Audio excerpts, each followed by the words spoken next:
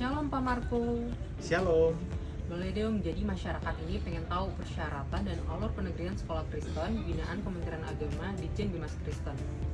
Oke, syarat untuk menegrikan Satuan Pendidikan Keagamaan Kristen atau yang kita singkat dengan SPKK ada 3. Yang pertama adalah persyaratan administratif, kemudian yang kedua adalah persyaratan teknis, dan yang ketiga adalah persyaratan kelayakan. Jadi untuk persyaratan administratif itu terdiri dari 3. Yang pertama adalah analisis kebutuhan masyarakat, dan yang kedua adalah rekomendasi dari pemerintah, provinsi, kabupaten atau kota.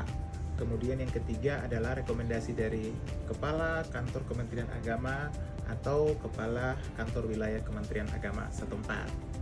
Yang kedua adalah persyaratan teknis. Nah, untuk persyaratan teknis, Bapak Ibu bisa melihat di sini.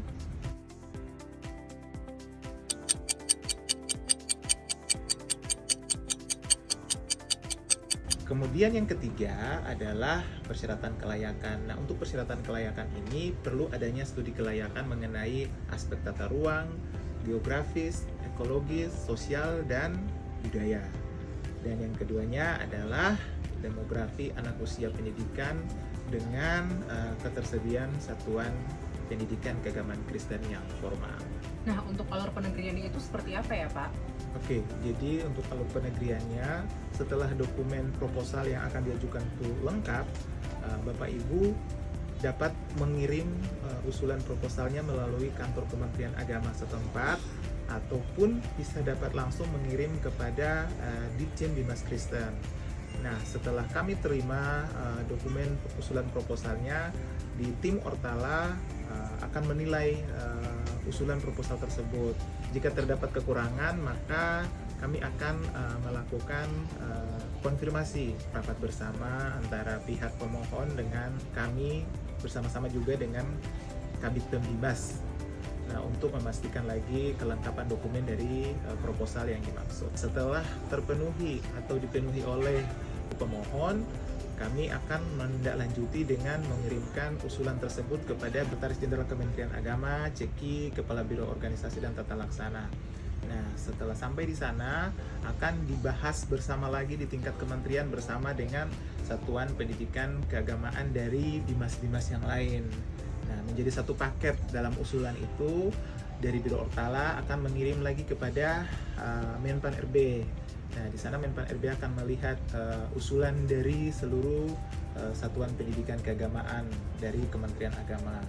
Menpan itu akan melakukan penilaian atau tinjauan lapangan untuk melihat kelengkapan dari usulan proposal yang diajukan dengan situasi lapangan yang ada. Nah, setelah itu Menpan itu akan mengeluarkan yang namanya itu izin prinsip dari Kementerian Pan RB kepada Kementerian Keuangan dan ke Kementerian Agama. Nah, kenapa ke Kementerian Keuangan? Karena ini terkait dengan satuan pendidikan yang akan menjadi negeri, artinya akan dibiayai oleh pemerintah. Itulah kenapa Kementerian Keuangan itu terlibat di dalam usulan ini. Nah, setelah Kementerian Agama menerima izin prinsip itu, akan diusulkan lagi untuk menjadi sebuah dasar hukum untuk menaungi dibuatlah peraturan Menteri Agama, dibahas juga bersama kementerian terkait, kemudian bersama juga dengan Kanwil, Kabid Pembimas, dan pemohon atau yayasan yang memohon gitu. Setelah itu baru akan diputuskan apakah tema ini sudah layak atau belum, dilakukan oleh Biro Hukum untuk melihat payung hukum yang akan menjadi pedoman ini. Kurang lebih seperti itu.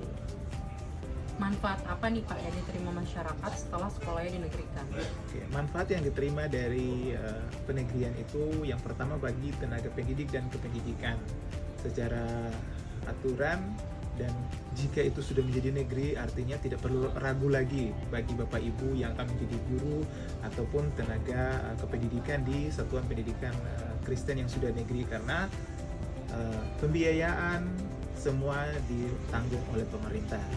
Kemudian bagi anak-anak yang akan bersekolah tidak dipungut biaya, dan secara fasilitas dalam SPKK tentu akan dipenuhi oleh pemerintah.